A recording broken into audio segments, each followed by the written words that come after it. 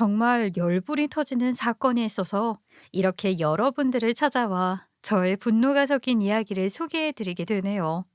시작부터 너무 흥분 상태라 말을 두서없이 하게 될지도 모르겠습니다. 어쩜 이렇게 시자가 붙은 인간들은 하나같이 몰상식하고 지들밖에 모르는지.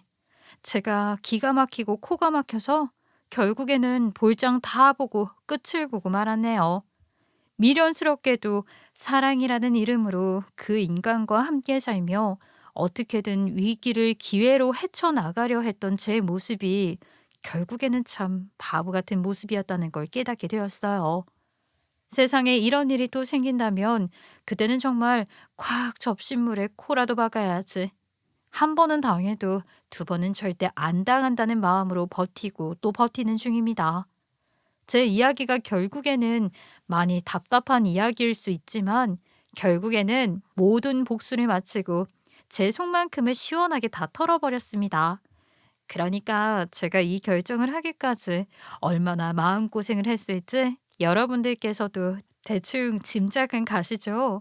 지금부터 누가 들어도 입을 떡 벌릴 수밖에 없는 제 이야기를 가감없이 솔직하게 털어보도록 하겠습니다.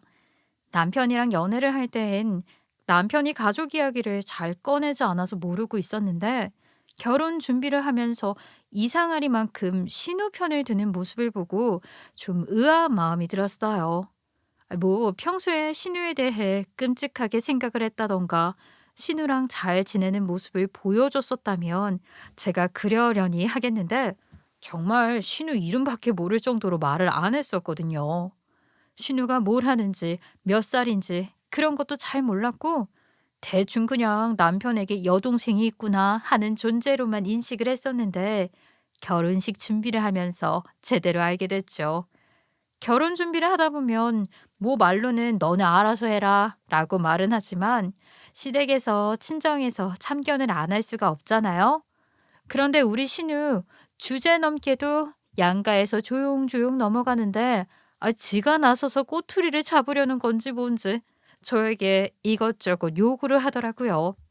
그게 무리수가 살짝 섞여 있다 싶어서 거절을 하려고 하면 남편이 나서서는 신우 편을 드는데 와, 이거 이상한 놈이다 싶더라니까요. 그래도 그때는 그놈의 콩깍지가 뭔지 너무나도 사랑하는 남편이 하자는 대로 좋은 게 좋은 거라며 저도 어물쩍 넘어가곤 했죠. 언니, 보통은 결혼할 때 신우들한테 옷도 사주고 한다고 하던데, 나 결혼식에 입고 갈 옷이 없는데 옷 한 벌만 사줘요. 이왕이면 브랜드 옷으로 말이야. 이런 거 한 번 사면 매번 결혼식 갈 때마다 입을 수 있고, 내가 비싼 값 하는 거 어떻게든 뽕 뽑을 테니까 한 벌 제대로 장만해주면 안 돼? 그래, 보니까 옷장에 있는 옷들이 죄다 결혼식에 입고 갈 만한 옷이 아니더라. 아니, 너는 평소에 그렇게 손바닥만한 옷들을 입고 다니냐? 배꼽 다 얼겠어, 얼겠어.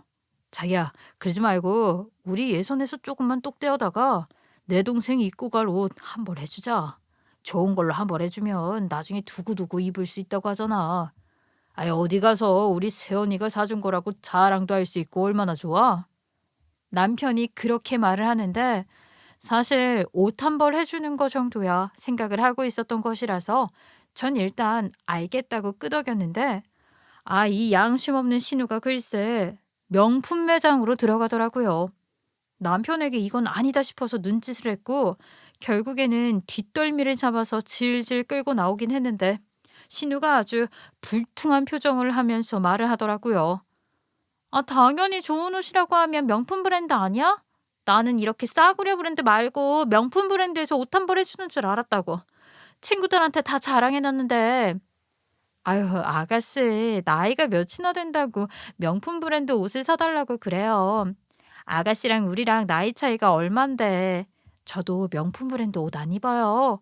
그리고 백화점 옷들이 뭐가 싸구려예요? 이런 옷들도 한 벌에 3, 40만 원씩은 하는데 비싼 편에 속하죠. 아가씨가 돈 벌어서 이 옷 사려고 하면 아까워서 더 싼 옷 찾게 될 텐데요. 그 말에 신우가 아주 씩씩거리더니만 말을 더 하지 않더라고요. 우리 신우가 직장을 다니지 않는 백수였기 때문에 사실은 저희가 고른 옷도 신우 입장에선 비싼 옷이었어요.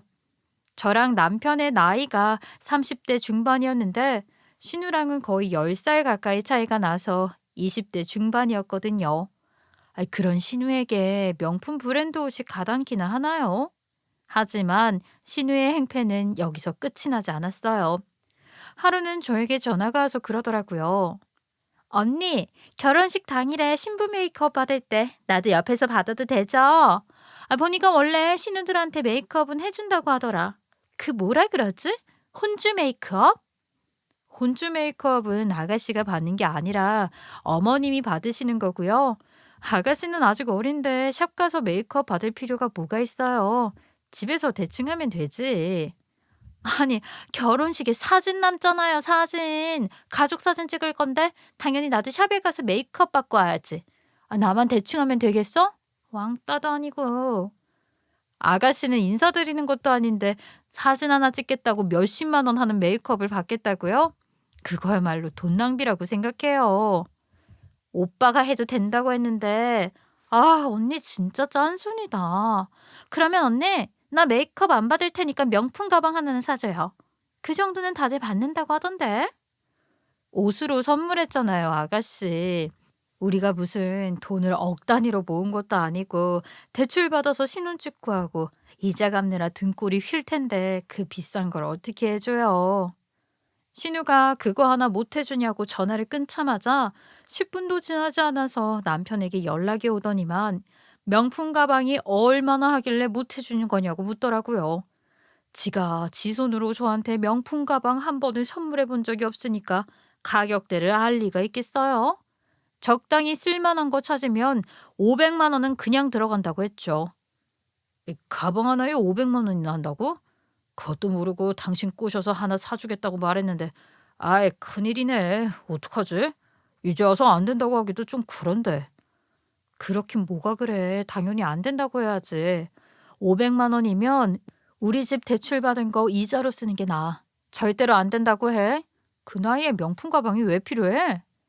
그렇게 거절을 하고 났더니만 글쎄 결혼을 준비하는 기간 내내 신우가 어찌나 딴지를 걸던지 제 웨딩드레스를 고르러 가는 날에도 따라왔더라고요. 순백의 드레스를 입고 남편이랑 저랑 사진도 찍어가면서 이게 좋냐 저게 좋냐 하고 있는데 말끝마다 신우가 끼어드는 겁니다. 언니, 아무리 봐도 언니가 고른 드레스는 말이야. 앞라인이 너무 파져 있는 거 아니야? 결혼하는 신부가 조심해야죠. 누가 저렇게 파진 걸 입어요? 그리고 두 번째로 고른 드레스는 수입산이라고 하던데 저렇게 비싼 걸 입을 돈이 있어요? 예산이 부족하네 뭐네 하면서 내 선물은 낼름 먹어놓고 저는 시댁에서 지원을 받아서 결혼을 하는 것도 아닌데 신우한테 왜 이런 소리를 듣고 있어야 하는 건지 너무나도 열이 받아버렸죠. 아가씨, 저한테 뭐 돈 맡겨놓은 거라도 있어요? 우리가 시댁 지원을 받아서 결혼한 것도 아닌데 왜 나한테 자꾸 이거 해달라 저거 해달라 하는지 모르겠네. 아가씨야말로 이제 대학도 졸업하고 했으면 취직할 생각을 하고 돈 모을 생각을 해야지. 언제까지 이렇게 용돈 받으면서 철없이 살 건데? 언니, 뭐라고요? 제 일은 제가 알아서 할 거거든요? 언니가 뭔데 내 자존심을 긁어먹는데? 언니 진짜 결혼하고 나서도 이러면 큰 코 다칠 줄 알아? 어린 아가씨가 철없이 나대는데 내가 왜 무서워야 해요? 정말 어이가 없네. 아가씨가 이런 식으로 나오면 나 결혼 못해요. 벌써부터 시집살이 시키고 싶어 하는데 내가 뭐 때문에 내 돈 써가면서 아가씨한테 선물 바치고 덜덜 떨어야 해? 결혼 안 해. 다 물러. 제가 큰 소리로 남편과 신우이에게 이야기를 하니까 남편이 소스라치게 놀라서 그제서야 신우한테 뭐라고 나무라더라고요. 자중해라 옷 선물해주지 않았냐 하면서 신우를 달래면서 이야기를 하는데 저는 그것도 어이가 없었어요. 따끔하게 말을 해도 모자랄 판에 애원하는 꼴이란. 정말 이대로 엎어버릴까 고민을 하다가 그동안 예약해둔 것들에 대한 위약금도 그렇고 남편이 앞으로는 잘 하겠다고 저에게 빌어서 용서를 해줬어요. 2번 다시는 이런 일 없게 하겠다고 손이 발이 되도록 싹싹 비는데 제가 뭐 남편 보고 결혼하지 신우 보고 결혼하는 건 아니니까요. 그런데 그날 저녁에 신우가 시어머니한테 일러 바치기라도 했는지, 글쎄, 시어머니한테 전화가 와서는 잔소리 섞인 핀잔을 주더라고요. 애가 철이 없이 어린 건 너도 잘 알고 있지 않니? 워낙 우리가 막둥이라 오냐오냐 키우기도 했고 말이다. 일일이 상대하면 너만 피곤하다는 걸 알면서 왜 그러니? 그냥 어린애 하나 보살핀다 생각해도 너도 웃어넘기면서 잘해주렴. 우리가 그렇게 키운 걸 어떡하겠니?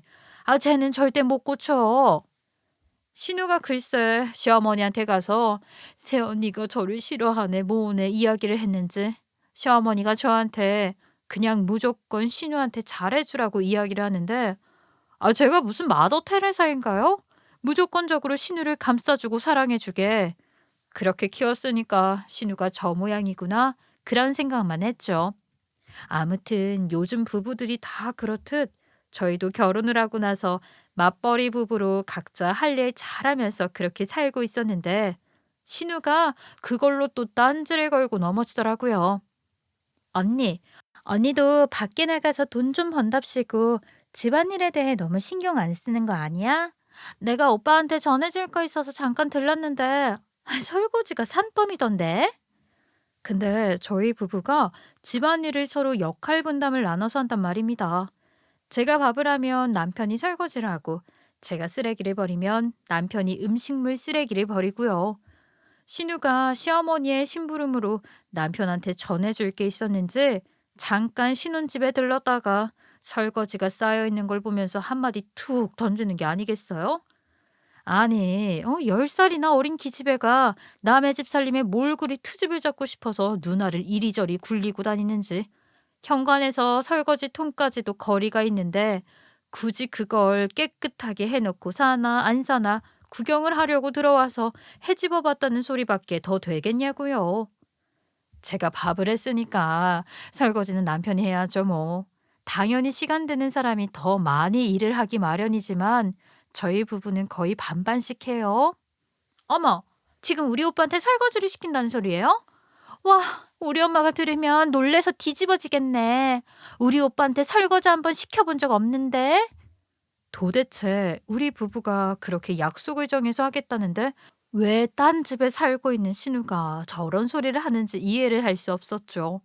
거기다가 그걸 또 시댁에 가서 바로 일러 바쳤는지 시어머니가 전화해서는 우리 아들한테 지금 설거지를 시키냐, 습진 생기면 어떡하냐 난리를 치더라고요.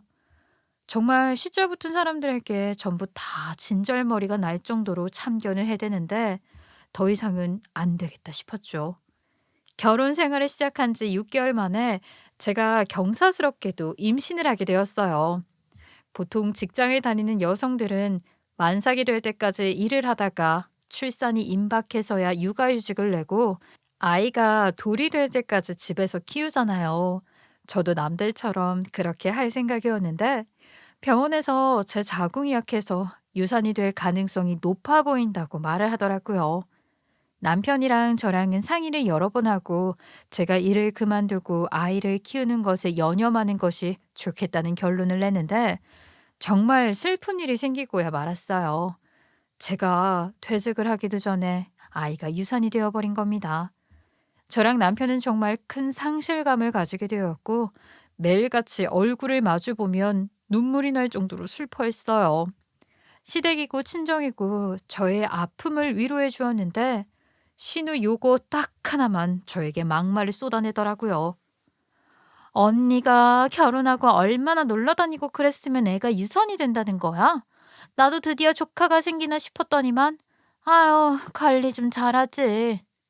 야, 너 미친 거 아니야? 아무리 애가 어리고 오냐오냐 자랐다고 해도 그렇지? 그딴 소리를 감히 우리 앞에서 해. 너 나이가 몇 갠데 아직도 초등학생처럼 생각을 해. 어? 누가 놀러 다녀서 이렇게 됐다는 거야? 지금 위로를 해도 모자랄 망정 그런 철없는 개소리를 짓거리고 있어? 남편이 처음으로 신우이에게 불같이 화를 냈고 남편이 화를 내는 모습을 처음 본 모양인지 잔뜩 놀란 신우는 눈물을 터뜨리더라고요. 저렇게 말 한마디에 찍소리도 못할 거면서 도대체 그동안 왜 참견을 하고 비아냥거리기 바빴는지 이해가 가질 않았죠. 첫 번째 아이를 그렇게 허망하게 보내버리고 나니까 저는 임신을 하기 위해서는 준비를 단단히 해야겠다는 생각을 하게 되었어요. 그래서 일부러 간단하게 운동도 하고 영양제도 챙겨 먹으면서 건강 관리에 힘을 쓰게 되었고, 저희 부부는 축복처럼 둘째 아이가 생기게 되었습니다. 하지만 둘째 아이가 생겼다고 해서 제 자궁 자체가 튼튼해진 것은 아니었기 때문에 솔직히 너무나도 겁이 나더라고요. 첫째 아이처럼 허망하게 또 보내버리게 될까봐 잠을 자는 것도 무서울 정도로 신경이 곤두서 있었고, 정말 두려운 마음이 저를 집어삼키게 되었어요. 내가 정말 네 몸 걱정이 되어서 하는 소리지 절대로 잔소리를 하는 게 아니라는 것만 알아두었으면 좋겠구나. 원래 한 번 유산을 하면 두 번, 세 번은 쉬운 거야. 다른 것도 아니고 네 몸 자체가 약해서 그렇다는데 그 무슨 수로 그걸 막을 수 있겠니? 그러니까 안정을 취하는 게 제일 중요한 것 같다 이 소리야. 지금 당장 너네가 먹고 사는 게 힘든 것도 아닌데 회사도 그만두고 아이 낳고 키우는 것에 집중하는 게 어떻겠니? 시어머니는 저에게 넌지시 퇴직을 하는 것을 권유했고, 저도 둘째 아이만큼은 꼭 지켜서 낳고 싶었기 때문에 그렇게 하기로 결심을 내렸죠. 이미 남편과는 첫째 아이를 가졌을 당시에 퇴직을 하는 것에 대한 이야기를 나눴었기 때문에 일을 그만두고 집에서 태교만 열심히 하기로 했어요. 그런데 글쎄, 제가 집에서 아이를 위해 안정을 취하는 것이 놀고 먹는 걸로 보여졌는지 신우가 엄청나게 밉살스럽게 이야기를 하더라고요. 언니, 아이 가진 게 확실히 유세는 유세야? 언니 너무 부럽다. 아, 나는 지금 취직하려고 이력 써놓고 이리저리 발로 뛰느라 바빠 죽겠는데. 우리 언니는 임신했다는 이유로 이렇게 집에서 놀고 먹고 있네. 이런 게 소위 말하는 취집이라고 하는 건가? 근데 집안일은 아직도 반반으로 나눠서 해요? 우리 오빠는 일도 하고 오는데 설거지까지 하고 그러는 거야? 그럼 언니가 더 하는 일은 뭔데? 어쩜 자상한 우리 오빠 만나서 부럽다. 나도 언니처럼 결혼하고 나면 임신해서 집에서 쉬고 싶다 하면서 말을 하는데 미치겠더라고요. 임신 초기에 스트레스를 받으면 안 된다고 하는데 신우가 저렇게 말을 할 때마다 신경을 콕콕 찌르는 것 같고 스트레스를 엄청나게 받았어요. 저는 남편을 붙잡고 제발 좀 신우가 찾아오지 못하게 해달라. 전화도 하지 못하게 해달라. 애원을 하고 빌기까지 했습니다. 그런데 우리 남편이 뭐라고 했는 줄 아세요? 제가 그렇게 빌고 빌었는데 철없는 소리를 하더라고요. 아휴, 가족끼리 그래도 친하게 지내면 좋잖아. 너무 내 동생을 밀어내려고만 하지 말고 마음을 열고 받아들이려고 해봐. 내 동생도 조카 태어나기를 얼마나 기다리고 있는데. 서로 친하게 지내면 나중에 내 동생한테 애 좀 봐달라고 하고 바람 쐬러 갔다 오고 하면 좋지 않겠어?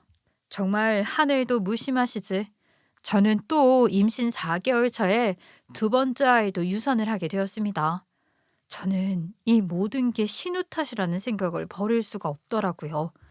제가 정신적으로 많이 흔들리기도 했고, 임신한 4개월이란 기간 동안 신우에게서 받은 스트레스가 제일 컸기 때문이었어요.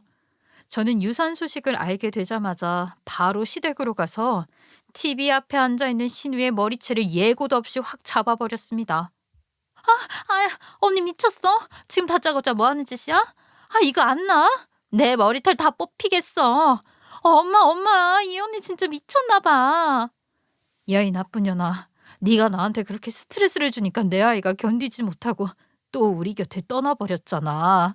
그렇게 안정을 취해야 한다고 했는데 나한테 스트레스 주지 말라고 부탁을 몇 번이나 했는데 너 때문에 내 아이가 나를 떠났다고. 미쳤어 정말? 언니가 관리를 제대로 못해서 유산을 한 거 가지고 왜 나한테 지랄이야 지랄이. 이거 놓으라고. 신우는 저에게 한 움큼 머리가 뽑힌 채 엉엉 울면서 저를 온몸으로 말린 시어머니 뒤에 숨어서 저런 걸 어떻게 새언니라고 생각하며 사느냐고 난리를 쳤어요. 저도 흥분이 가라앉지 않아서 네가 나쁜 년이라고 삿대질을 하면서 신우에게 막 막말을 쏟아부었고요.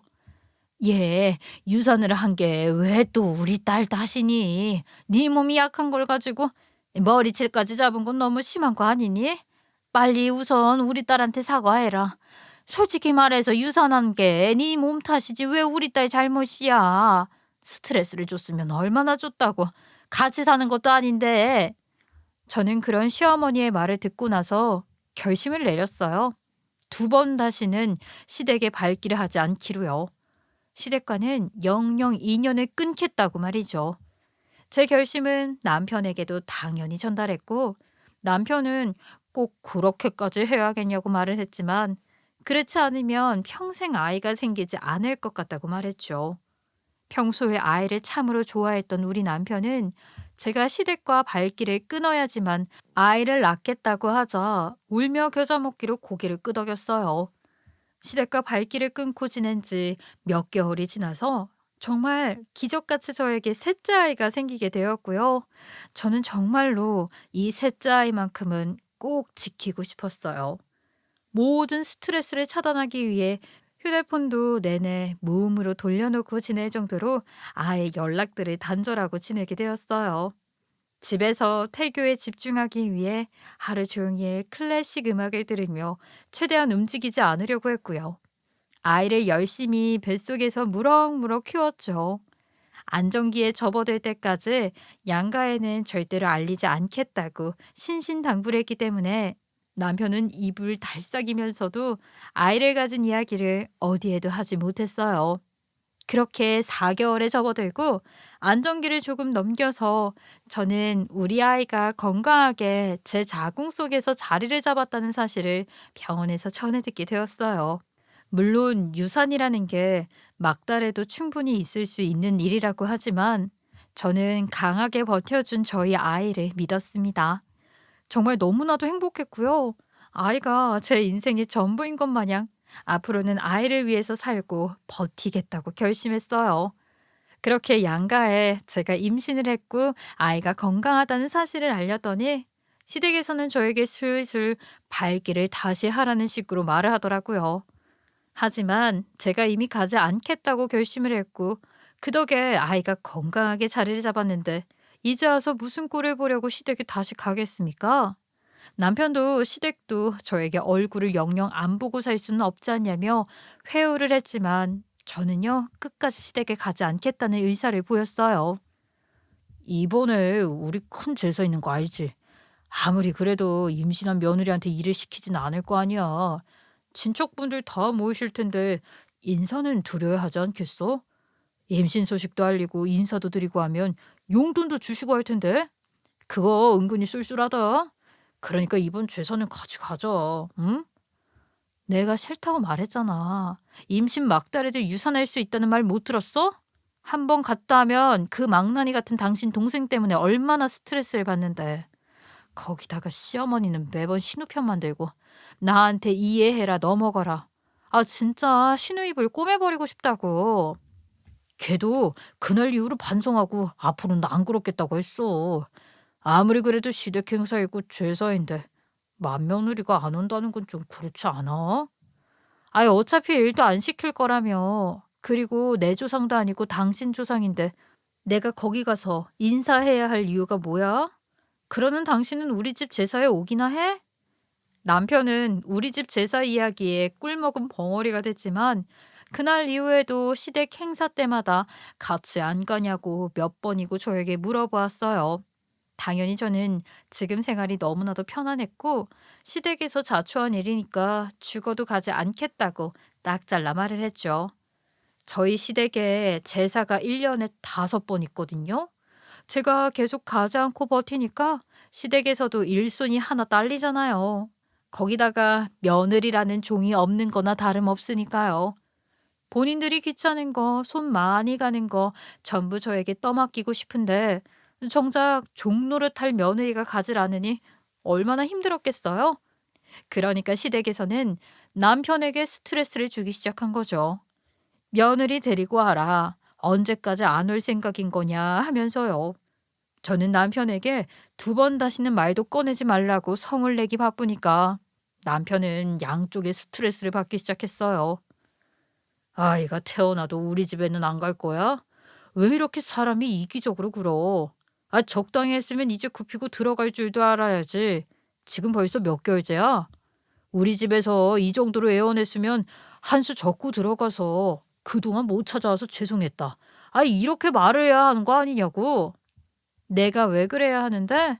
그런 생각을 한다는 것 자체가 내 생각은 전혀 하지 않는다는 거랑 뭐가 달라. 나는 당신이 더 이해가 안 되거든. 당신이랑 평생 살아야 할 사람은 난데 왜 자꾸 시댁에만 잘하라고 강요를 하냐고. 시댁이 나한테 해준 게 뭐가 있어서? 지금 우리 결혼할 때 한 푼도 안 도와줬다고 이렇게 강짜 부리는 거야? 당신 돈 욕심 장난 아니다. 우리 부모님이 뭐 안 해주고 싶어서 안 해준 거야? 돈이 없었잖아. 아니, 누가 돈 때문이래?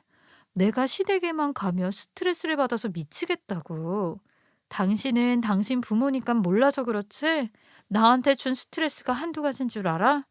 우리 부부가 서로 역할 분담해서 살겠다는데 우리 아들한테 설거지 시킨다고 난리를 친 게 당신 부모라고. 우리 엄마 입장에서는 당연히 속상하시겠지. 우리 아이가 태어났는데 마누라한테 꽉 잡혀 산다고 생각을 해봐. 당신 같으면 잔소리 안 하겠어? 다 큰 성인이고 결혼까지 했는데 걔네 둘 사는 살림에 내가 왜 상관을 하고 간섭을 해? 둘이 알아서 잘 살겠지. 보통은 이렇게 생각한다니까. 그 말은 지금 우리 엄마가 보통 사람이 아니라 유별난 사람이라고 말하는 거야? 당신이야말로 우리 가족을 가족이라고 생각을 하기는 해? 당신이랑도 거리감이 느껴진다. 왜 내 생각은 하나도 하지 않고 시댁만 그렇게 싸고 드는지 모르겠어. 이럴 거면 나랑 결혼은 왜 했어? 시댁에서 평생 살지. 남편과 저는 눈만 마주치면 으르렁거렸고 대화만 했다 하면 싸움으로 번지게 되었어요. 부부라고 말을 하기에도 이상하리만큼 대화가 단절되어 버렸습니다. 서로 입만 열었다 하면 결국에는 고성방가가 오가고 서로를 비난하느라 바빴기 때문에 그냥 애초에 말을 하지 않기로 했거든요. 임신 7개월 차가 넘어가면서부터 시댁에서는 제가 손주까지 보여주지 않을까봐 자꾸만 저한테 연락을 시도하려고 했어요. 하지만 이미 시댁의 연락처부터 시작해서 거의 모든 것을 차단해버렸기 때문에 시댁에서는 저에게 직접적으로 연락을 할 수 있는 방법은 없었죠. 당연히 남편에게 요구를 했고 남편은 저와 대화를 단절해버렸기에 말을 전해주지 않았죠. 시댁에서만 발등에 불이 떨어진 것 마냥 애가 타게 되었어요. 결국에는 남편이 저에게 고개를 숙이고 들어와서 가족인데 제발 연락이라도 하고 살자고 애원을 했지만 저는 이미 남편에게도 큰 실망을 한 뒤였죠. 남편도 물론 저에게 같은 마음이었겠지만 저는 끝까지 시댁 식구들을 보지 않겠다고 말을 했어요. 이렇게 이기적인 사람인 줄 알았으면 당신이랑 결혼하는 거 다시 생각했을 거야. 어떻게 한 가족끼리 이럴 수 있는지 모르겠다. 나는 어떻게 해야 할지 막막해. 당신이랑 같이 사는 것도 너무 힘들고 양쪽에서 스트레스 받는 것도 힘들어. 당신이 우리 집에서 받았다는 상처? 나는 그 몇 배로 받고 있어. 다 자업자득 아니겠어? 애초에 나를 며느리라고 생각했으면 그렇게 남 보듯이 종대하듯이 하면 안 되는 거였지. 시댁에서 나를 그렇게 대우했는데 내가 왜 벨도 없이 가서 우리 아이를 보여드리고 재롱을 떨어야 해. 나는 당신이 내 남편인 거지 당신 가족들이 내 핏줄이라 생각은 안 해. 그 대화를 마지막으로 남편과는 또 이렇다 할 대화를 나누지 못했고 저는 출산을 하게 되었어요. 출산의 고통이 얼마나 힘들었는지 정말 머릿속이 새하얗게 변해서 제 병실에 찾아온 시댁 식구를 봐도 아무 생각도 안 들더라고요. 제가 회복 중에 있을 때 병원에 찾아와서 우리 아이의 얼굴을 보겠다고 눌러붙어 버렸고 저는 정신이 들고 나서 당장 나가라고 소리를 쳤죠. 제가 누구 때문에 생고생을 하며 아이를 출산하게 됐는데 감히 제 아이의 얼굴을 보겠다고 찾아오세요? 당장 나가세요. 아이 올라오진 못하게 할 겁니다. 절대로 얼굴 보여줄 생각 없으니까 우리 아이 모유 수유도 못하고 분유 먹는 꼴 보고 싶으면 눌러붙어 있던지요. 당신 정말 너무한 거 아니야? 손주 얼굴 보겠다고 아들의 자식 얼굴 좀 보겠다고 여기까지 찾아온 우리 부모님한테 뭐가 어쩌고 어째? 당신이 낳은 건 맞아도 내 아이기도 해. 내 자식 얼굴도 못 보게 하는 게 말이나 되는 소리냐고. 죽어도 보여주기 싫은데 어떻게 그럼? 그러니까 애초에 나한테 잘했으면 이런 꼴 안 당했을 수 있잖아. 어머님, 말씀 좀 해보시던가요. 저한테 몸 관리 제대로 못해서 애를 떠나보낸 거 아니냐고 쏘아붙일 때는 언제고. 이제 와서 우리 아이 얼굴을 보겠다고? 양심도 없이 찾아오세요? 다 지난 일이잖아. 제발 이제 그 과거에서 나오라고. 결국에는 우리 아이 낳았잖아. 아무 이상 없이. 이제는 그만 서운한 거 풀고 다시 잘 지내면 안 되겠어? 언제까지 이렇게 서로 으르렁거리기만 해야 하는데. 아, 나도 지쳐. 나도 너무 힘들다고. 제발 잘 지내자. 어? 지금까지는 그러고 싶은 생각 없어. 앞으로 나한테 우리 아이한테 어떻게 하느냐에 따라 달리겠지. 정말 우리 아이가 보고 싶으면 성의를 보이세요. 저한테 더 이상 잔소리하지 마시고 스트레스 더 주지 마시라고요. 우리 아이한테 얼마나 잘 해주느냐에 따라 제 마음도 바뀔지 모르지요. 제가 끝까지 시댁 식구들에게 아이 얼굴을 보여주지 않자 시부모고 시누고 말은 하지 못해도 저를 있는 힘껏 노려보면서 병실 밖으로 나가더라고요. 물론 남편이 신생아실에 데려가 유리문 너머로 아이의 얼굴을 보여주었을지는 모르겠지만 저는 죽어도 품에 안아보지는 못하게 하려고 아주 애를 썼어요. 제가 지독하리만큼 아이에게 집착을 하며 시댁 식구들 품에 넘겨주지 않으니까 남편도 결국에는 저를 포기하더라고요. 같은 집에 살고 같은 음식을 먹어도 말 한마디 하는 법이 없이 서로가 맡은 일을 하면서 그렇게 대화가 단절된 채로 살았습니다. 한마디로 가족이라기보다는 집이라는 공간을 같이 쓰는 남처럼 살았다고나 할까요?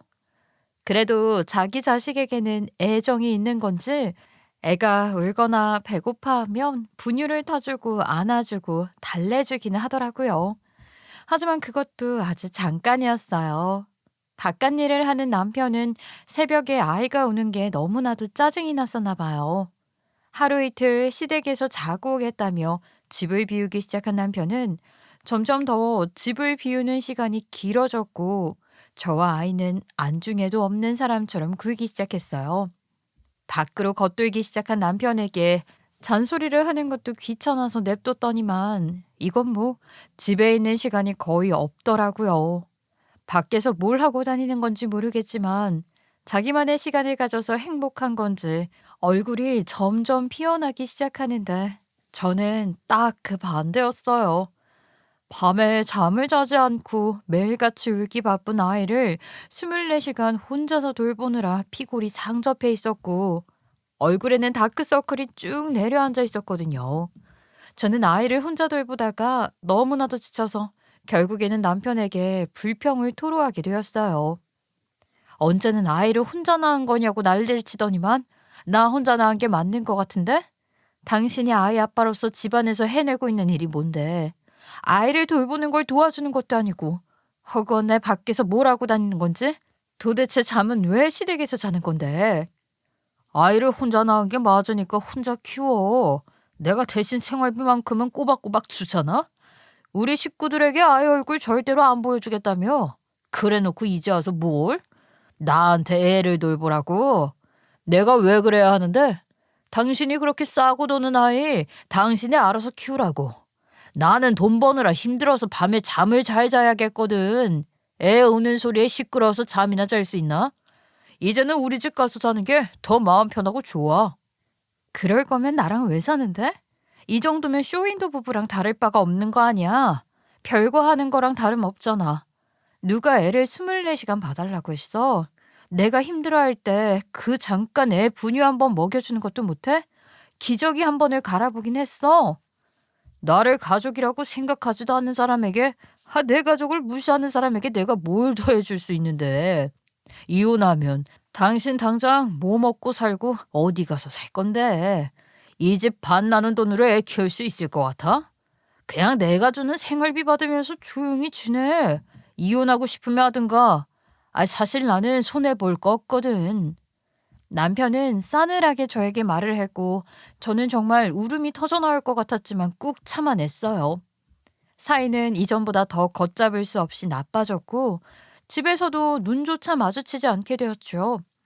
그렇게 아이가 태어난 지 1년이라는 시간이 가까이 되었고 아이 돌잔치를 준비하기 위해 저는 분주하게 이것저것 알아보기 시작했어요. 저도 큰맘 먹고 남편에게 돌잔치를 할 것이고 돌잔치에는 시댁 식구들을 부르겠다고 말을 했죠. 그랬더니 남편이 저를 쳐다보지도 않고 시큰둥하게 그러더라고요. 무슨 돈이 있어서 돌잔치를 하게? 아, 요즘은 뭐 돌잔치로 수급하는 돈들이 만만치 않게 들어온다고 하긴 하더라. 근데 그 돈으로 할 수 있나? 그리고 우리 집 식구들은 왜 인심 쓰듯이 부르겠다고 그래? 다들 기분 나빠서 자리나 하실지 모르겠네. 우리 아이 첫 생일이야. 내 아이가 아니고 우리 아이. 나 혼자 낳은 거 아니라는 거 잘 알면서 첫 생일 잔치도 못 해줘? 돈이야 당연히 당신도 보태야지. 이럴 때만 우리 아이 타령을 하고 있네. 어차피 기억도 못할 첫 생일인데 뭐 한다고 그렇게 큰 돈을 써가면서 잔치까지 열어주겠다고 그래. 기억이나 하면 몰라. 그거 전부 생돈 버리는 거야. 요즘 돌잔치에 오는 손님들이 얼마나 된다고? 됐어. 하지마. 남들 다 하는 돌잔치를 우리 아이만 안 해준다는 게 말이나 되는 소리야? 다들 못해도 소규모 돌잔치라도 한다고. 사진도 찍고 추억도 남겨야지. 얼마나 대단한 추억을 남기겠다고 그 큰 돈을 쓰냐고. 당신이랑 나랑 사이가 좋은 것도 아니고 우리 아이를 어디 가서 자랑할 수 있는 것도 아닌데 막말로 우리 집 식구들 손주 생각 전혀 안 하고 지내실걸? 본 적이 있어야 정을 붙이고 하지. 자업자득이라는 말 예전에 나한테 하지 않았었나? 나도 그 말 돌려줄게. 전부 네 자업자득이야. 돈 없으니까 절대로 돌잔치에 돈 못 보태. 남편이 강하게 돈 없다고 말을 하면서 돌잔치를 못하겠다고 하니까 정말 너무 속상하더라고요. 우리 아이의 첫 생일인데 뭐 하나 제대로 해주지 못한다는 것이요. 제가 아이를 위해서 퇴직을 했다지만 돌잔치 해줄 돈이 없어서 남편에게 매달려야 하는 이 현실이 너무나도 속이 상했어요. 하지만 제 속을 전부 드러내면 친정부모님께서 더욱 속상해 하실 것 같아서 친정부모님께는 살짝 돌려서 이야기를 했어요.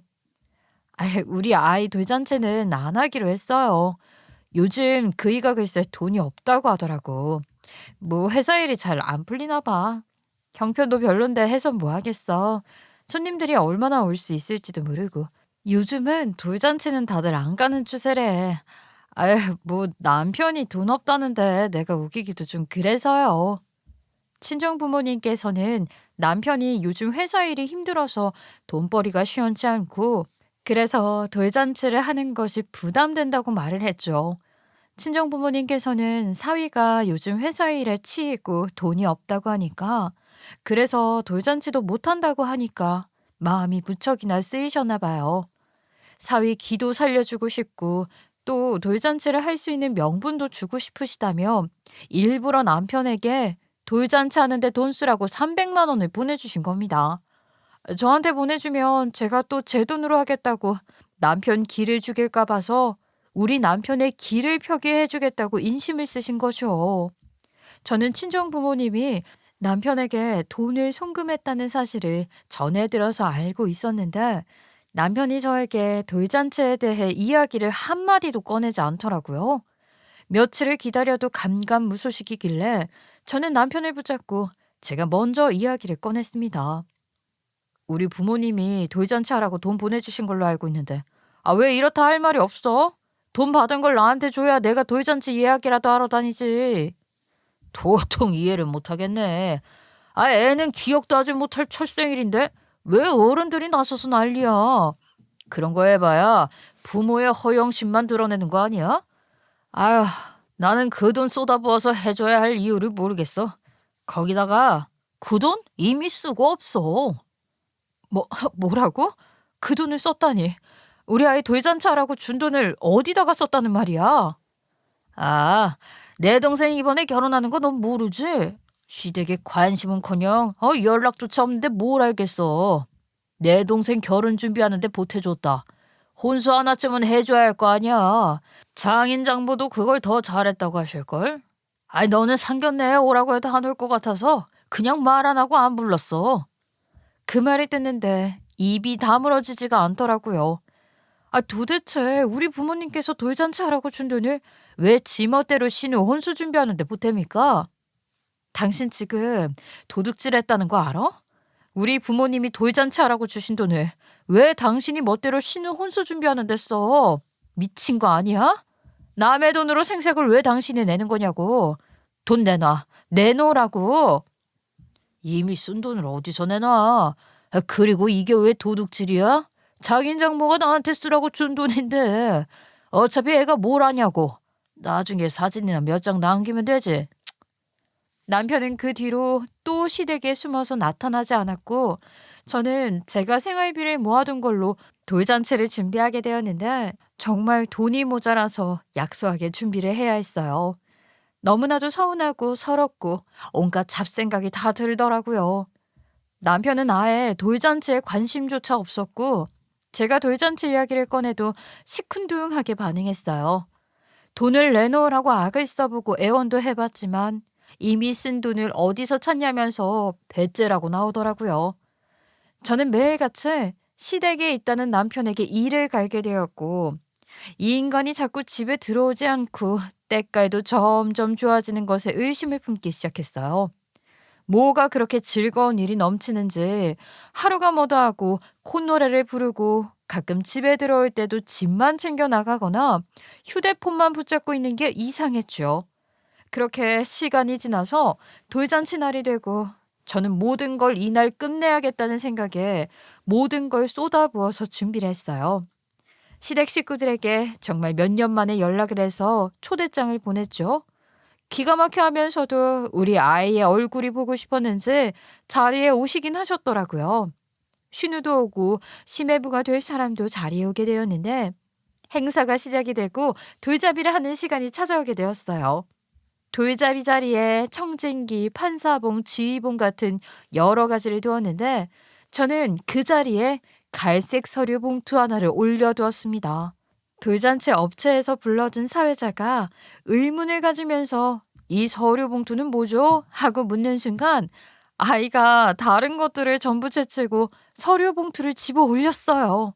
남편도 의문이 들었는지 저에게 눈짓을 하더니만 서류 봉투를 낚아채서 내용물을 우수수 쏟아내기 시작했습니다. 서류 봉투 안에 들어있던 사진들이 바닥에 떨어지기 시작하는데 그 사진들은 바로 남편이 저 몰래 상간녀와 불륜을 저지르고 있는 사진이었어요. 남편은 사진을 확인하고 눈을 동그랗게 뜨고는 저를 한번 바라보고 바로 사진들을 주워담기 시작했습니다. 지인들은 사진들이 쏟아지니까 궁금해서 웅성웅성거리고 친정엄마는 떨어진 사진을 하나 주워보시더니만 불그락 푸르락 해지셨고요. 시댁 식구들도 그 사진을 확인하고 나서는 놀래서 얼굴이 사색이 되더라고요. 사실은 돌잔치를 준비하는 동안에 이런 일이 있었어요. 제가 업체를 알아보고 예약 전화를 하고 하는 동안 모르는 번호로 전화가 한 통 걸려왔거든요. 당연히 돌잔치 업체 중 하나일 거라고 생각하고 받았는데 그 전화를 건 사람은 남편의 상간녀였습니다. 저희가 할 말이 있다면서 만나자고 하길래 끓어오르는 속을 가라앉히고 그 자리에 나갔는데 저에게 사진들을 보여주더라고요. 그 사진들이 바로 서류 봉투 속에 들어있던 남편과 상간녀가 불륜을 저지르고 있는 사진이었어요. 사진 보시면 아시겠지만 저 지금 오빠랑 연애 중에 있어요. 저도 제가 내연녀라는 거 잘 알고 있는데 어차피 그쪽은 대면대면한 사이고 쇼윈도 부부라면서요. 그러니까 하루빨리 이혼이라도 해주셨으면 좋겠다는 생각에 이렇게 사진부터 보여드려요. 지금 이게 뭐하는 짓이야? 애도 있고 가정이 있는 남자랑 만나고 있다는 걸 부끄럽게 생각해야지. 뭐 이렇게 당당하게 사진까지 보여주고 그래? 그러니까 헤어져 달라고요. 저도 지금 발등에 불이 떨어진 상태라. 제 뱃속에 오빠 아이가 자리 잡고 있거든요. 저는 그 말에 엄청난 충격을 받게 되었죠. 불륜을 저지른 것도 모자라 지금 뱃속에 사생아까지 품고 있다는 거 아니겠습니까? 저는 절대로 곱게 이혼을 해주면 안 된다는 생각에 주변 모든 사람들에게 이 사실을 알리고 파렴치한 인간이라는 걸 밝히기로 결심을 했죠. 저는 처음에 돈이 없어서 약소하게 돌잔치를 준비하고 있었는데 불륜의 사실을 알자마자 친정에 돈을 빌려 일부러 성대하게 돌잔치를 준비했어요. 그것만으로는 절대적으로 부족했기에 남편 주변 사람들 전부 초대를 해서 아주 개쪽을 주겠다고 결심을 했죠. 시댁 식구들의 일가 친척 그리고 남편의 절친들 회사 동료들까지 할 거 없이 전부 다 초대를 했어요. 부를 수 있는 사람들은 전부 다 부른 자리였고 남편은 사실 제가 이렇게까지 초대장을 돌린 것을 몰랐기에 돌잔치 당일에 많이 당황을 했죠. 남편 쪽 손님들로 꽉 채운 홀에서 남편의 불륜을 밝혔으니 남편의 얼굴이 얼마나 시퍼렇게 질렸겠어요. 아주 혼비백산해서 변명을 하기 바쁘더라고요. 이런 조잡한 합성 사진을 가지고 지금 나를 뭐 불륜을 저지른 파렴치한으로 만들 작전이야? 이거 명예훼손이야. 난 결백하다고. 나한테 위자료 뜯어내서 한탕하고 이혼하려고 하려고 이런 짓을 저지르는 거지? 무슨 소리야? 당신 상관녀가 나한테 직접 찾아와서 주고 간 사진인데 합성은 무슨 뱃속에 애까지 있다고 밝히던데 언제까지 손바닥으로 하늘을 가리려고 그래? 그러자 남편은 아무 말도 하지 못하고 홀 안에 있는 사람들은 남편을 경멸하는 눈으로 바라보기 시작했죠. 그렇게 한바탕 휘몰아치는 사건을 겪고 남편은 지인들 사이에서 아주 파렴치한 인간으로 소문이 난 것도 모자라 회사에서는 얼굴도 들고 다닐 수 없게 되었다고 하더라고요. 저는 기세를 몰아 남편에게 이혼 소송장도 들이밀었고요. 남편은 오히려 모든 게 밝혀지고 나니까 배째라는 식으로 나오더라고요. 그래, 네가 결혼 생활하면서 나한테 맨날 불평불만만 늘어났지. 나를 위해 해준 게 뭐가 있어. 내가 바람을 피우는 게 당연한 일 아니야? 너랑 살면서 피곤했어. 오히려 내가 위자료를 받아야 할 판이라고. 바람을 피우게 만든 게 누군데 그래? 저는 그러거나 말거나 이혼 소송을 돌입했고 위자료에 재산 분할에 상간녀에게까지 돈을 받아내며 이혼을 마무리 짓고 친정으로 들어가게 되었어요. 하지만 여기서 이야기가 끝이 나면 서운하겠죠. 진정한 사이다는 여기서부터 시작이랍니다. 알고 보니까 그 상간녀가요, 이전 시누이의 절친이었더라고요. 이전 시누가 저랑 전 남편의 사이가 소원해지니 일부러 자기 친구를 전 남편에게 소개시켜 주었던 겁니다. 돌잔치를 한 날 상간녀의 사진을 이전 신우 남편 될 사람도 보게 되었고 전 남편의 상간녀가 이전 신우의 절친이라는 것도 알게 된 것이었어요. 자연스럽게 이전 신우를 추궁했고 신우는 일부러 가정을 파탄내려고 자기 친구를 전 남편에게 소개를 시켜주었다는 것도 알게 된 것이었어요. 예비 심해부는 어떻게 그런 파렴치한 짓을 할 수 있냐며 이전 신우이에게 파혼을 하자고 일방적으로 통보를 하고 잠수를 타버린 것입니다. 이전 신우는 한순간에 파혼녀가 되었고 그 남자네 집안이 꽤나 괜찮은 집안이었는지 이전 신우는 망연자실해서 저에게 협박성이 담긴 문자를 아주 폭탄으로 보내기 시작했어요. 너 때문에 내 인생이 다 망했어. 그 남자네 집안이 얼마나 명망 있는 집안인 줄 알아? 어떻게 꼬신 건데 너가 다 밝히는 바람에 망하게 됐다고. 내가 너 평생 저주할 거야. 하는 일마다 다 망하라고 저주할 거라고. 길 가다가 큰 사고나 나라. 확 없어져 버려.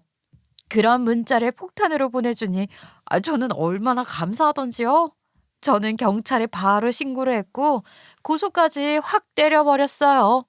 이전 신우는 당연히 벌금을 물게 되었지요. 전 남편은 저랑 이혼을 한 뒤에 아이를 가졌다고 말을 하던 상간녀와 재혼을 하게 되었는데 상간녀는 이전 시누이와 함께 매일같이 클럽을 다니며 놀던 여자였어요. 남자 관계가 복잡해도 엄청나게 복잡한 인간이었던 거죠. 이 남자 저 남자 만나러 다니고 임신 기간 중에도 밖에서 하도 싸돌아다니느라고 집안일은 아예 손을 놨대요. 전 남편 얼굴만 보면 돈 내놔라 하는 소리만 하고 사치만 엄청나게 부렸던 거죠. 임신 유세까지 부렸나 봐요. 전 남편은 완전히 지쳐버려서 임신까지 했는데 남자 관계 좀 정리를 하라고 매일같이 난리를 치며 매일같이 부부싸움을 했다고 하더라고요. 이전 시어머니가 저에게 전화가 와서는 아주 속이 시끄러워 죽겠다고 하소연을 하더라고요. 예, 내가 염치 없이 전화를 했지만 내가 너한테 그렇게 잔소리하고 내 가족만 싸고 돌면 안 되는 거였는데 아유 이제 와서 너무나도 후회가 되지 뭐니. 구간이 명간이라고 너만한 며느리가 없다는 걸 이제 와서 알게 됐지 뭐냐. 우리 아들 다 죽어간다. 매일같이 술만 마시는데 내 속이 문드러져. 그러니까 제발 사람 하나 살린다고 치고 다시 우리 며느리가 되어주면 안 되겠니? 우리 손주도 있잖아. 아이 핏줄도 같이 엮여 있잖니. 그렇게 쉽게 제가 돌아갈 것 같았으면 이혼은 왜 했겠어요. 절대로 돌아갈 일 없으니까 개소리하지 마시고 연락하지 마세요. 더러워서 정말. 그 뒤로 상간녀는 아이를 출산했는데 아이 글쎄 아이 눈동자가 파란색이어서 다시 한번 이전 시댁은 난리가 났다고 하더라고요. 이전 신우랑 상간녀는 산부인과 병동에서 서로를 원망하며 너 때문에 인생 망했다고 서로 뺨 때리고 치고받고 싸워서 경찰까지 출동했다고 하네요. 그 이후에도 이전 시모는 저에게 연락을 해서 제발 아이 얼굴 한 번만 보여달라고 애원을 했는데 저는 그냥 꺼지라고 했죠. 전 남편은 후회가 막심했는지 저를 찾아와서 무릎을 꿇고 빌었지만 아유 제가 미쳤다고 받아주겠어요? 정강이를 그냥 발로 뻥 차버렸습니다. 울고불고 매달리는데 어찌나 찌질해 보이던지 그 앞에서 침까지 뱉어주었네요. 저는 지금은 친정집에 눌러붙어 아이를 키우면서 재취업을 할 준비 중인데 왠지 이번에 본 중소기업 면접이 느낌이 좋더라고요. 잘 될 것 같아요.